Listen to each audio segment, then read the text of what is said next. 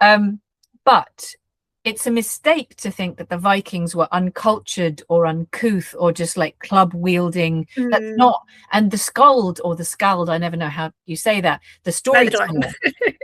Yeah, the storyteller is a really essential, important and not powerful, but like, really revered member of Viking communities because of the long winters, because they needed these stories to get through these long winters. They needed these stories of, this is how Norse mythology got to us, through Skalds telling these stories in these epic poems, And so I really wanted to have the storyteller character in there. And it was important to me that it was a child that was telling these stories.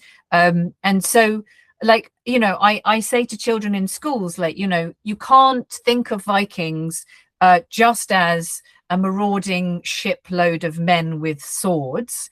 There were women, there were children, there were, they weren't, villains in a comic story.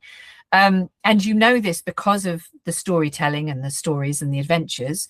And I think that the fact that they had a written language, the runes, and they had poetry and they had stories, which is a real way of, I always think that storytelling from the advent of human existence is our way of understanding the world around us, our relationship to it, and the strange things that happen to us. Without stories, we wouldn't be human.